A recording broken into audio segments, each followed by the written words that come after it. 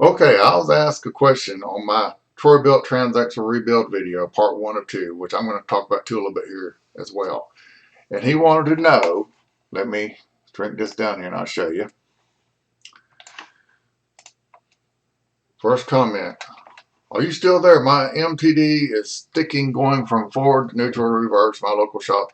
Anyway, he's having an issue and with it sticking. And he was wanting to know my opinion on that, so on and so forth. Now, let me get this raised back up here. Lots of things can cause that. I'm going to go from the gear shifter down. Now, I think it's actually in the transmission, but I'm going to start it at the beginning of the source here. Your shifter. Your shifter may have a little catch that goes between the gears on it, that symbolizes when it goes into a different gear, click, click, click. It's in your transmission anyway, if you've got a transmission like on here, which is used in a lot of models, but it's got one anyway, but your lawnmower itself may have something like that, and it may be rusted and sticking and so forth.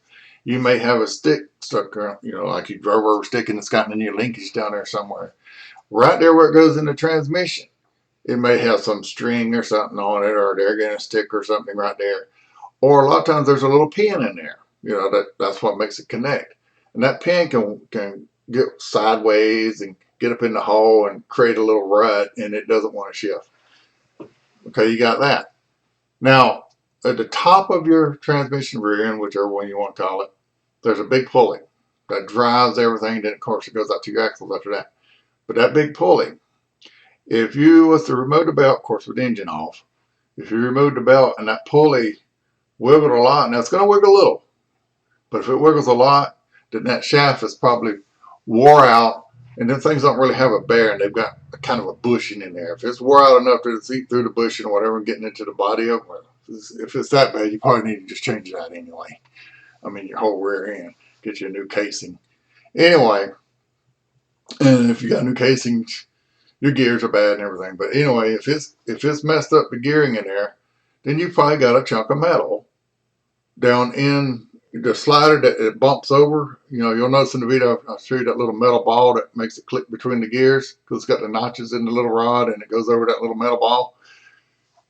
That has dried out because the top has let junk get in because it's so wore out, or you got a crack in your case or something to let your grease dry out. Or the most likely thing is you've got a chip off one of them gears and it's gotten in there in interference. And right there where it's trying to shift over, it's got that grimy metal in there.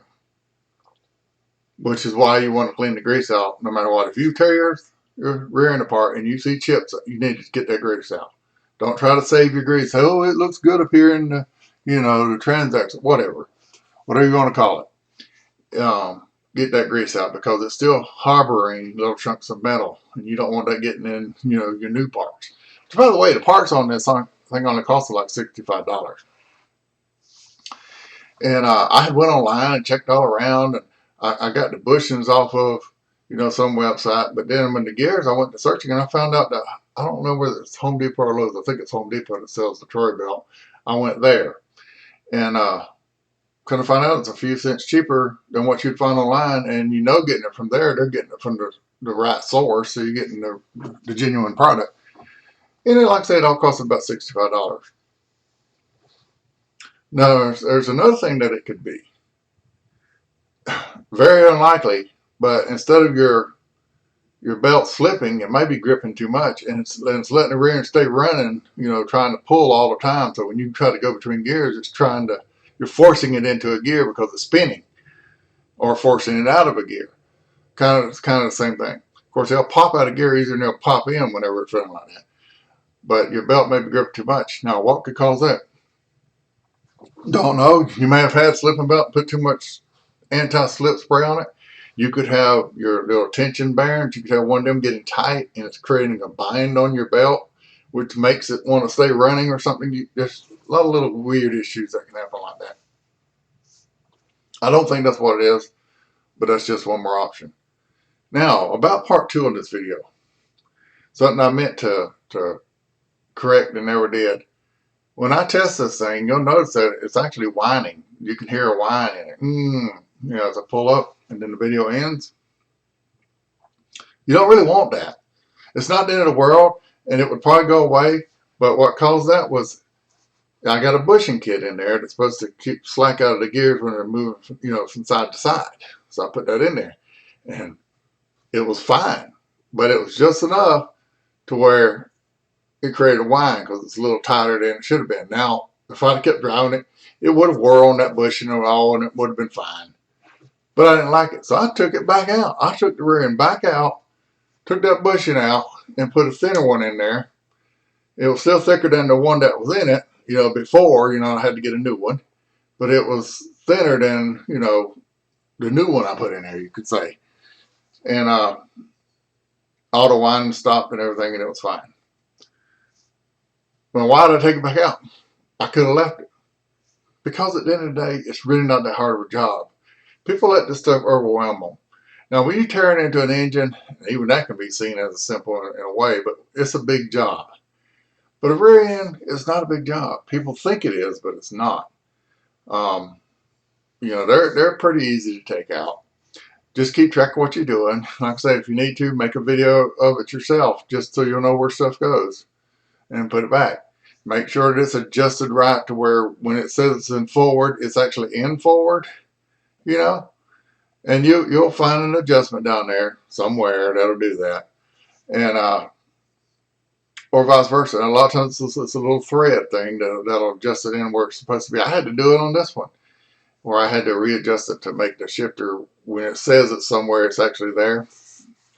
You don't want one of them where it's halfway between neutral and forward is actually forward, you know, sort of like that. You don't want them issues. So just take the time to adjust it out. Anyway, make sure that you fully mash the clutch, you know, disengage the belt, not halfway. That's what tears a lot of these up, is whenever people, they got to back up to mow something, and then they're going to go forward, and they don't actually completely mash it. Well, those gears are still spinning when you do that. And when you switch directions, it wants to take a chunk out of it because you're disengaging it. You got teeth that go into each other like that. What they call the clutch in there actually goes in the inside of the gear. You got the main drive gears out here on the edge, but on the inside you got to have something that catches it. So you go in the forward, and you got another gear over here that's just opposite. When it goes over there, since the center shaft's turned the same way, it's going to reverse over there. So it goes in there in the teeth. When you disengage it while everything's trying to pull, you can take the ends off of them. They snap off right there at the end, and the little chunks fall down in there. Now people will say, "Oh, your gears are bad. You don't have to buy new gears. Just reverse the gears." Well, if you reverse them, isn't it the same thing when you think about it? The spinning, your center spinning this way all the time. It's always spinning the same way. This goes with the engine. So this one's one way, but this one's the opposite way. So if you do it, this one's one way, this one's the opposite way. So you're essentially got the same thing. So if you're starting to have issues with it, with gear issues, don't do that. Change the gears. But that thing, now you may have a different design transmission. I don't know. I'd have to know the transmission at that point. But it's one of the things you might want to just tear in and do it. Don't be worried about it. You know, just dive in. Think of it as a challenge and have fun. Because keep in mind, I don't do this as a living. I got tired of shops always wanting to rip people off and everything and charge a fortune and then halfway do a job because they don't care. So I fix my own stuff. And some people found out that I'm like that, you know, and they know that if they bring it to me, I'll fix it. Basically, I'm just fixing people I know's equipment. I don't do this as a business. And I figure, what the heck, I'll bring the camera out and show some people some stuff. So I film videos. You know, this was never meant to be a money thing or anything like that. I just try to throw these videos up here to help people. That's it. Anyway, I hope this helped a little bit. Like I said, I planned on actually getting out there and tearing it down and walking through it, you know, in an imaginary form because mine's in perfect shape. But the weather's just not been nice to me, so I hope this helps.